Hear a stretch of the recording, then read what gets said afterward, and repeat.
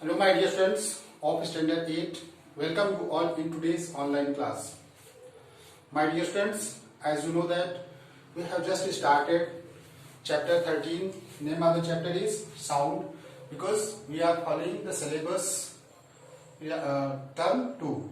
So dear students, we are preparing ourselves for term 2 so that we can get the good marks in term 2 examination, that is final term examination. So dear students, currently I have explained about the syllabus procedure, what types of the chapters will be included in the term 2 examination. So dear students, I hope all of you have understood all the terms clearly and there is no any confusion in your mind regarding the syllabus. So if anyone is facing the problems regarding the syllabus, he or she can contact to me and I will provide all the syllabus and essential requirements for the final terms examination in subject science.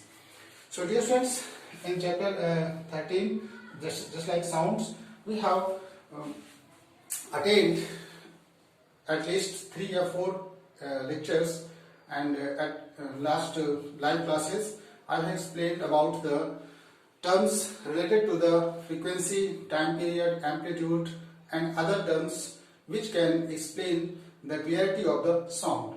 If you want to understand the term sound, so we have to be familiar with the terms regarding frequency, time period, amplitude, loudness, shrill and characteristics of the sound. Just like as you are looking on the blackboard, there is a characteristics of sound. Okay, sounds की characteristics, properties क्या क्या हैं जिसके basis पे हम sound को classify करते हैं, साउंड्स को कैटेगराइज करते हैं.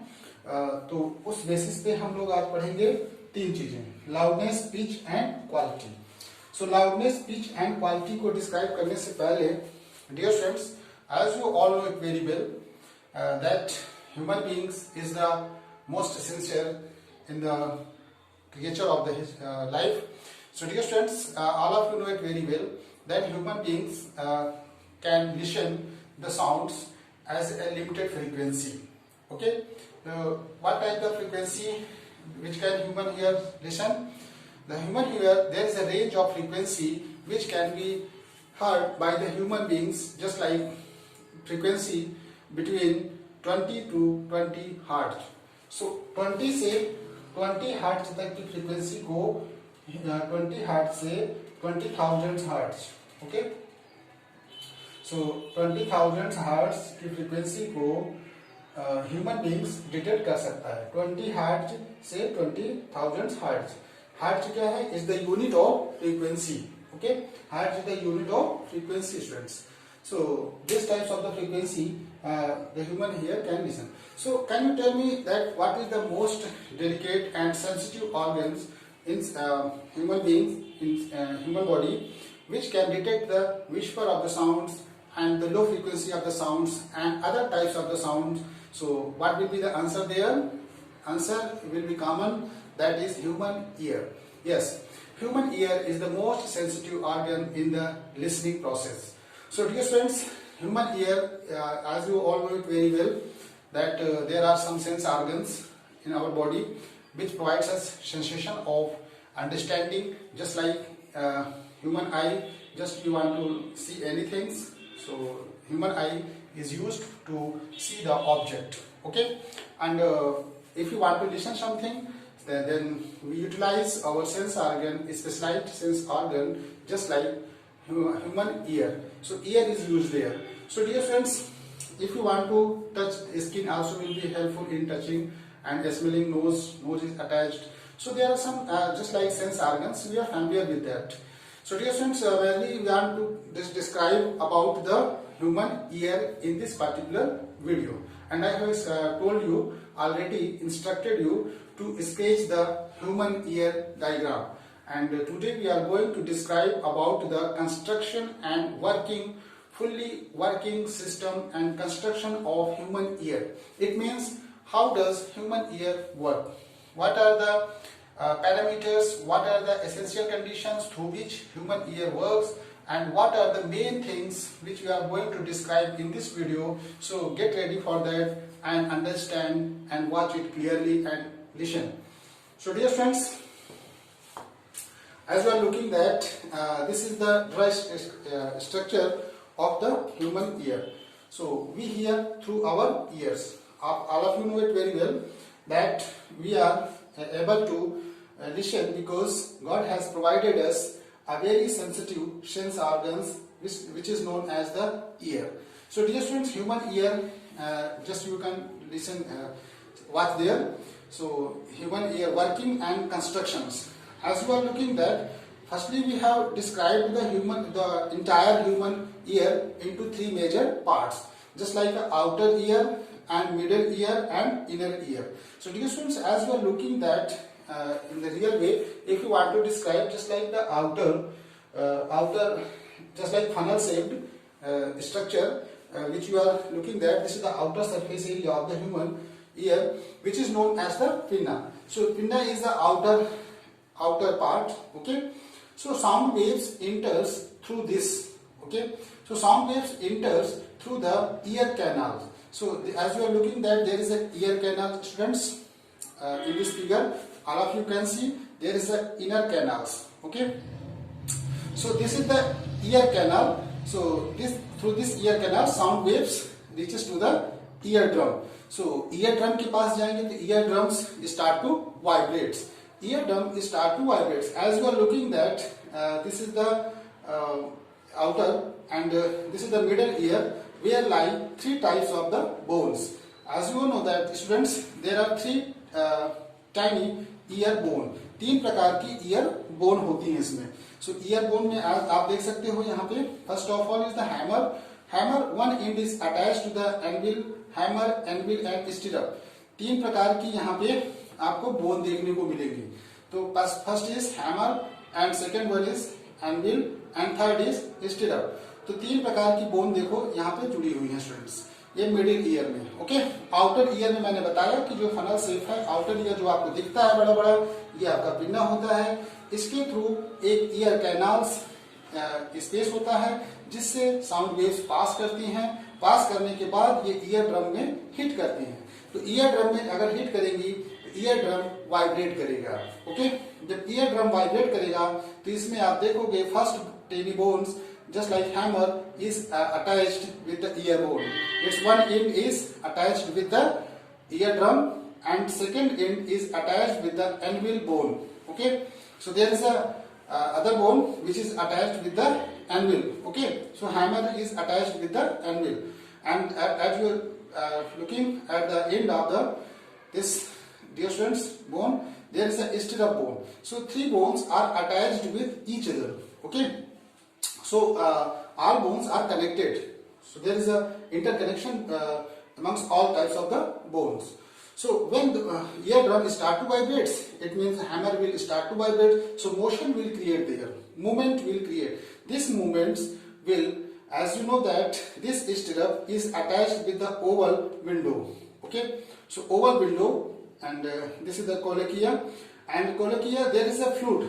There is a fluid which is filled inside the inner ear, okay. ये आपका राउंड फिगर आप देख रहे हो, गोला गोला rounding figures and there is a fluid which is filled inside the inner ear. Inner ear में फ्लूइड फील होता है स्टूडेंट्स. और फ्लूइड में यहाँ पे हेयर सेल्स पाए जाते हैं. हेयर सेल्स, अब हेयर सेल्स क्या करते हैं स्टूडेंट्स? हेयर सेल्स इस वाइब्रेशंस को डिटेक्ट करते हैं और इसको इलेक्ट्रिकल सिग्नल्स में कन्वर्ट कर देते हैं. तो इलेक्ट्रिकल सिग्नल्स में जैसे ही कन्वर्ट करेंगे, as you are looking that there is auditory nerves canals. Auditory nerves कुछ पतली पतली थ्रेड लाइक नर्व्स जो प्रेजेंट हैं, ये इसको अटैच करती हैं उस इलेक्ट्रिकल सिग्नल्स को और कहां तक पहुंचाती हैं? ब्रेन तक. ब्रेन तक वो सिग्नल पहुंचता है तो ब्रेन के पास जाएगा तो ब्रेन उसको इंटरप्ट करेगा और उस साउंड्स के इंस्ट्रक्शंस को फॉलो करेगा कि ये साउंड्स क्या कह रहा है, साउंड्स की क्या फ्रीक्वेंसी है, साउंड्स का क्या रिक्वायरमेंट्स है. So we can analyse. So the main role is played also brain. You know that brain is the central nervous systems and our actions is controlled by our brain. So dear students, just we have classified the working systems of three bones. The main role of working system is bone. So dear students, as I have explained about the three types of the bone attached with each other. So when the motion is created by the bone through the eardrum. First of all, the eardrum start to vibrate. और eardrum कैसे vibrate करता है? Back and forth. Eardrum start to vibrate back and forth.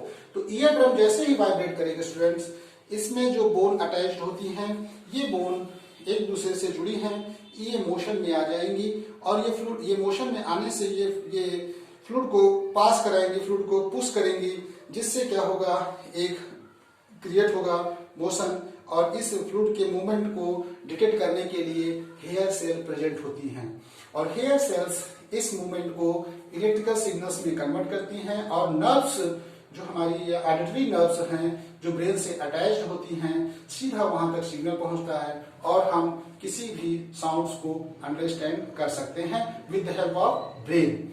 So dear students, as you know that brain plays very important role in watching something, vision sensation.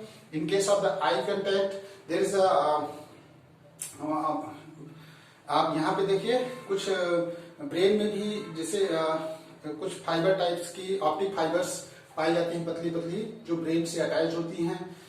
जब भी कभी हमको आई problem होती है तो ब्रेन से रिलेटेड प्रॉब्लम होता है, ब्रेन भी हेडेक भी होता है. It means brain plays very important role in such types of the action. Okay, so dear students, I hope all of you have understood the little descriptions related to the brain. Today I have described about the working system of the human ear. So dear students, one thing which is very noticeable, that is eardrum, because eardrum start to vibrate back and forth.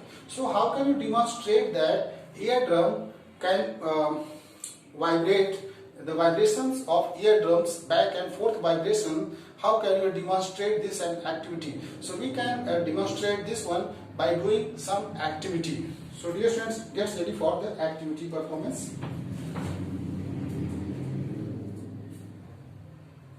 Dear students, as you are watching there is a bottle, piece of bottle, and there is a balloon attached with this pin fixed one end. There is a two end of this bottle.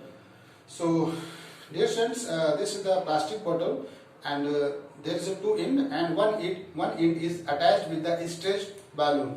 So dear students, as you looking that when we start to speak some things in that three sides and other sides where the stretched balloon is attached in this end and this start to vibrate. Okay, and if you put down some very small tiny piece of just like rice, piece of rice, just like piece of rice is lying there. Okay, and if you start to vibrate, if you speak something from this side and this rice which is lying on the outer surface of the balloon start to vibrate. If you have to speak on hello, so hello, जैसे ही करते हैं hello, ये देखिए पूरे के पूरे rice ये सब बाउंस बैक हो जाते हैं. सरफेस एरिया थोड़ा छोटा है इसलिए पूरे के पूरे चावल गिर जाते हैं. तो इसमें मतलब कि जैसे हम यहाँ पे बोलते हैं ये इलास्टिक है, ये तुरंत वाइब्रेट करना शुरू करता है. जैसे हम यहाँ पे हेलो बोलेंगे तो ये तुरंत ये इसको वाइब्रेट करता है. इसी तरह हमारा ह्यूमन ईयर भी वाइब्रेट करता है और वाइब्रेशन से जो बोन, तीन प्रकार की मैंने बोन बताया, tiny bones, just like 3 bones which I have described about 3 bones, hammer, anvil and stirrup. तो 3 प्रकार की जो बोन मैंने आपको बताई वो बोन में मोशन क्रिएट होता है. उस मोशन से साउंड्स ट्रेवल करता है और ये मोशंस जो स्टिरअप बोन है ये फ्लूइड को पुश करने में हेल्प करती है और वहां पे जो हेयर सेल प्रेजेंट होते हैं, हेयर सेल्स सिग्नल्स को डिटेक्ट करते हैं और इलेक्ट्रिकल सिग्नल्स में कन्वर्ट करते हैं इस मोशन को. और फिर जो नर्व्स हैं वो काम करती हैं सिग्नल्स को रीच करने में up to brain. And brain play very important role. You know that जितने भी रिफ्लेक्स एक्शन होते हैं ज्यादातर ब्रेन भी उसमें रोल प्ले करता है. कुछ में स्पाइनल कॉर्ड होते हैं, spinal cord which is attached with the backbone. So some action, sudden action is controlled by our spinal cords which is attached to the backbone. So dear students, in the major cases brain play very important role in controlling all types of the action and sound is just kinds of the analyzing. So brain play in this case. So dear students, just like we are going to describe about the some after demonstrating activities related to that, I want to describe some characteristics of sound wave.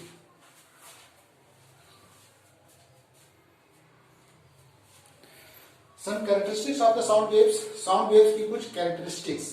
So मैंने previous video में आपको बताया students कि frequency क्या होता है, time period क्या है, एम्पलीट्यूड क्या है, वेवलेंथ क्या है, इन सब के बारे में मैंने आपको प्रीवियस वीडियो में बता रखा है. ठीक है स्टूडेंट्स, अब हम लोग आज डिस्कस करेंगे कि साउंड्स में लाउडनेस किस पे डिपेंड करता है और पिच क्या होती है और क्वालिटी क्या होती है.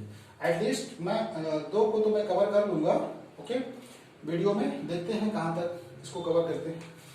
तो लाउडनेस क्या होता है स्टूडेंट्स? लाउडनेस में आपने देखा होगा कि लाउडनेस, कोई साउंड बहुत ज्यादा लाउड होती है तो साउंड्स की लाउडनेस डिपेंड किस पे करती है? साउंड की लाउडनेस डिपेंड करती है उसके एम्पलीट्यूड पे. एम्पलीट्यूड क्या होता है students? Maximum displacement of the sound waves.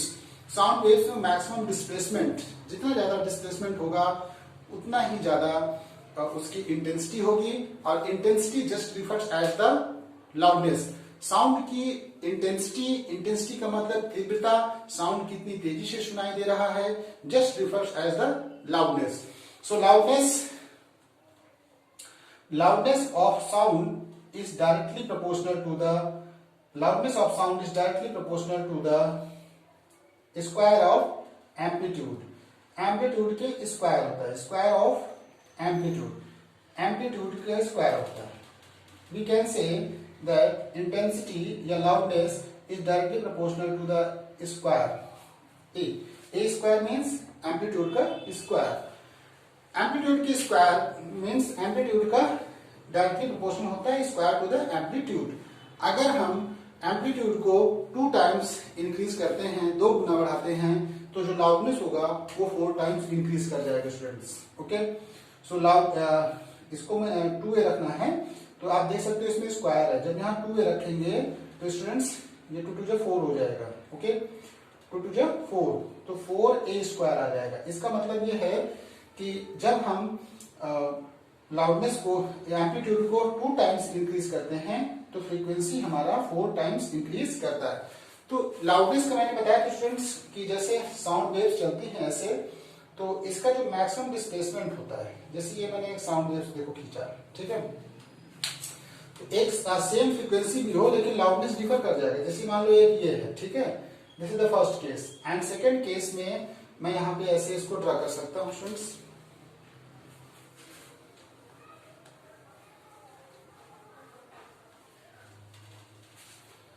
Okay, keep on here students.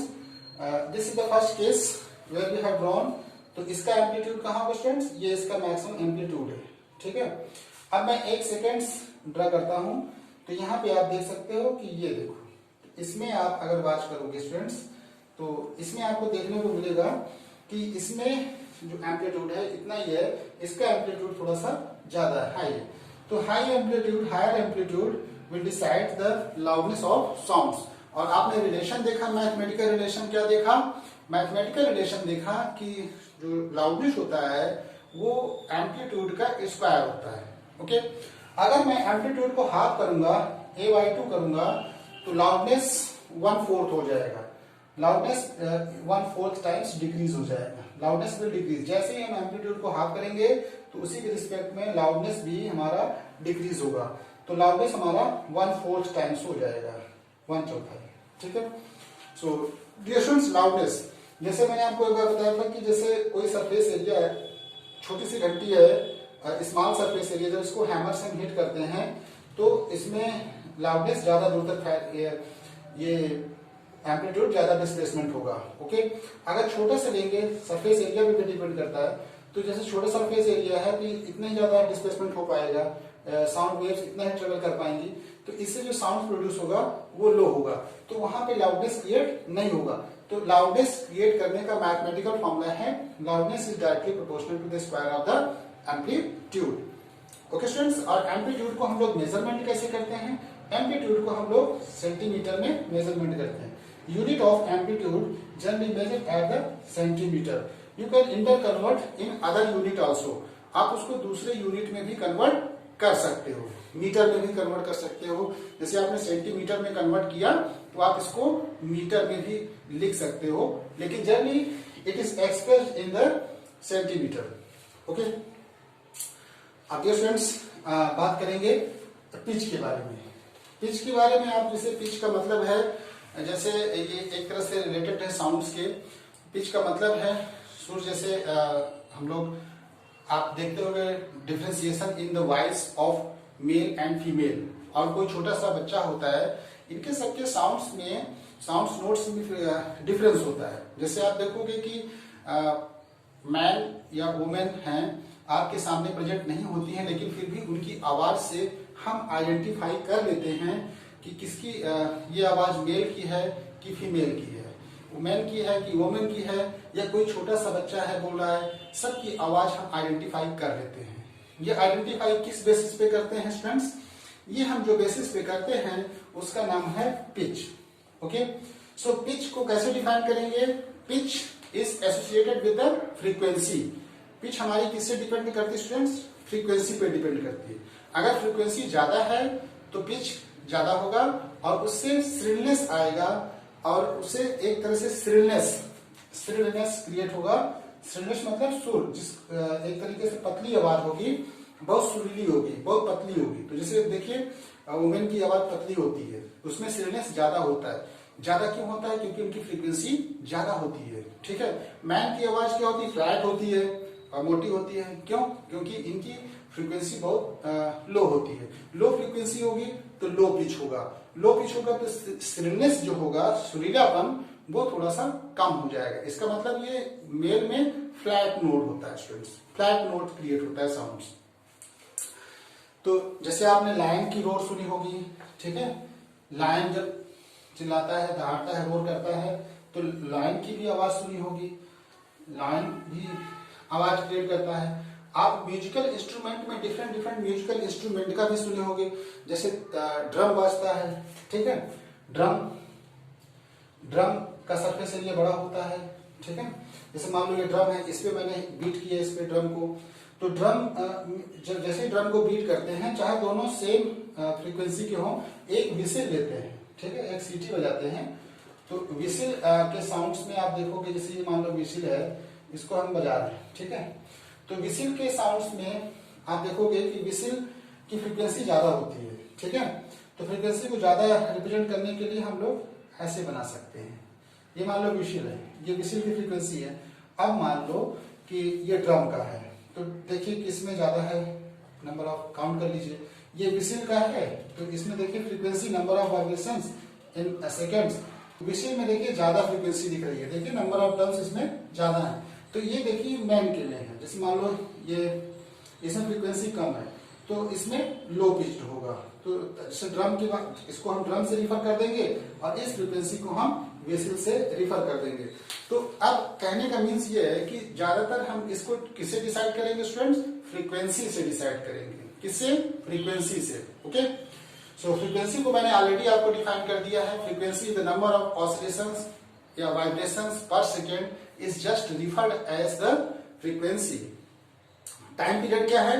Time period is defined as, time period को आप ऐसे डिफाइन कर सकते हो, time period the number of time taken by vibrations to complete one oscillations. एक oscillations या vibrations को complete करने में जितना टाइम लगेगा उसको हम लोग कहते हैं टाइम पीरियड। तो टाइम पीरियड जो हमारा होता है फ्रीक्वेंसी का जस्ट रिवर्स होता है। Time period is just reverse as the frequency. अगर मान लो किसी ऑब्जेक्ट की फ्रीक्वेंसी 10 हर्ट्ज है, 10 हर्ट्ज, ओके, तो इसकी टाइम पीरियड क्या होगा? तो टाइम पीरियड आप कैसे निकालोगे students? Time period equal to 1/10 कर देंगे, तो 0.1 सेकेंड आ जाएगा, ठीक है। तो टाइम पीरियड फ्रीक्वेंसी का रेसिप्रोकल होता है, उल्टा होता है, या हम कह सकते हैं दोनों vice versa. Frequency is also reciprocal to the time period. अगर मुझे टाइम पीरियड को t से रिप्रेजेंट किया जाए, टाइम पीरियड को हम t से रिप्रेजेंट करें और फ्रीक्वेंसी को f से, सो f is inversely proportional to t. The similar you can say time period is inversely proportional to the frequency. It means this is the symbol sign of proportionality, इसको opposite करके लिखा गया है। It means this is the ये proportional नहीं है, this is the sign of T is not proportional to the F. ठीक है, अगर डायरेक्ट प्रोपोर्शनल रहेगा तो ऐसे रहेगा, इनवर्सली प्रोपोर्शनल है तो नीचे डिवाइड कर देते हैं। ठीक है, जैसे मैंने कहा कि 10 हर्ट्ज जो है किसी भी ऑब्जेक्ट की फ्रीक्वेंसी, तो टाइम पीरियड क्या होगा, तो आप इसको जस्ट रिवर्स नीचे रख करके निकाल दीजिए, तो आएगा 0.1 सेकेंड। 0.1 सेकेंड। तो टाइम पीरियड को हम लोग किससे यूनिट से नापते हैं स्टूडेंट्स? टाइम पीरियड को किस यूनिट से नापते हैं, मेजरमेंट करते हैं, दैट इज सेकेंड। फ्रीक्वेंसी को किस यूनिट से नापते हैं, उसे हम कहते हैं हर्ट्ज से। ओके, तो ये बात हुई लाउडनेस। ठीक है, तो लाउडनेस आप समझ गए होंगे students. I hope all of you understand the terms loudness. Loudness आप देखिए कि जैसे आप गिटार बजाते हो तो गिटार में एक स्ट्रिंग होती है स्टूडेंट्स। गिटार आपने देखा होगा, गिटार सितार, तो इसमें स्ट्रिंग होती है। इस स्ट्रिंग को हमको फिंगर से प्लग करके स्ट्रेच करना होता है। तो जैसे मान लो हमने स्ट्रेच किया तो ये मान लो इतना दूर गई होगी, ऐसे डिस्प्लेसमेंट। ठीक है, this is the first case. अब मान लो ये फर्स्ट केस है, तो दूसरे केस में देखें, सेकंड केस, ऐसे मान लो स्ट्रिंग अटैच्ड है, तो इसका जो डिस्प्लेसमेंट हुआ है इस स्ट्रिंग का, ये मान लो ऐसे गया है, ये देखिए ऐसे गई होगी। जब इसको स्ट्रेच करेंगे तो ऊपर नीचे जाएगी। इसमें देखिए डिस्टेंस, इसमें देखिए किसमें ज्यादा है स्टूडेंट्स, तो आप कहोगे सर सेकंड केस में। तो सेकंड केस में ज्यादा है तो इसमें लाउडनेस ज्यादा क्रिएट होगी, यानी इसकी वॉइस आप ज्यादा सुनोगे। जैसे मान लो गिटार को धीरे से पकड़ते हैं तो पहले बहुत धीमी आवाज आती है, बहुत स्लो आवाज आती है, फिर उसके बाद वॉइस इंक्रीज करता है। ओके स्टूडेंट्स, लाउडनेस को आप ऐसे समझ सकते हो स्टूडेंट्स कि जैसे हम किसी भी ऑब्जेक्ट को हिट करते हैं। जैसे मान लो ये एक ग्लास है, okay, and glass and this is the spoon, and if you want to hit this with very slow, low voice, ठीक है, तेज करेंगे, इसको हिट करेंगे तो इसमें लाउडनेस ज्यादा क्रिएट होगा, वाइब्रेशन डिस्प्ले ज्यादा होगा। तो जैसे मान लो कि इसमें हम एक थर्माकोल को अटैच किए हैं with a string, and it is hold with the finger, and after hitting this with a spoon, and we come to this thermocol, then you can see the displacement of thermocols after touching it in forward. अगर ज्यादा इसमें ज्यादा hit करेंगे, बहुत थोड़ा ज्यादा hit करेंगे तो थर्मोकॉल का डिस्प्लेसमेंट ज्यादा होगा। ओके, सो इस बेसिस पे हम समझ सकते हैं कि जिस ऑब्जेक्ट्स को ज्यादा हिट करेंगे हम बहुत हाई स्पीड से, तो उसमें लाउडनेस ज्यादा क्रिएट होगी क्योंकि उसमें डिस्प्लेसमेंट ज्यादा होगा स्टूडेंट्स। सो आज हम लोगों ने डेमोंस्ट्रेट किया किसी के बारे में, तो आज हम लोगों ने डिस्कस किया ह्यूमन ईयर कंस्ट्रक्शन के बारे में, ह्यूमन ईयर का वर्किंग सिस्टम क्या होता है, और कुछ कैरेक्टरिस्टिक्स के बारे में हम लोगों ने डिस्कस किया, और कुछ एक्टिविटी भी करके देखा। इन एक्टिविटी को आप अपने घर में कर सकते हो और इसको देख सकते हो स्टूडेंट्स। तो ये आज हम लोगों ने डिस्कस किया दो चीजों के बारे में, लाउडनेस और पिच के बारे में। तो जो क्वालिटी होती है timbre, we will describe in the next video.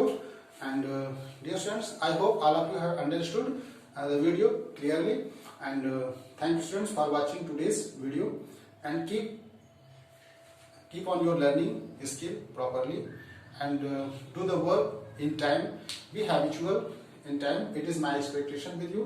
Thank you students for watching today's video, and the homework will be attached at the end of the video, so don't forget to do the homework, because if you are sending the homework in time, so you will be benefited by doing so, because your multiple assessment is evaluated on the basis of your homework which you have attached so far.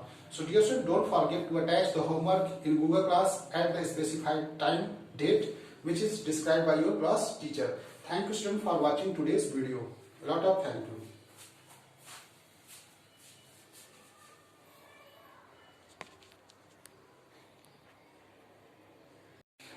Dear students, take a screenshot of whole blackboard so that you can get the proper homework.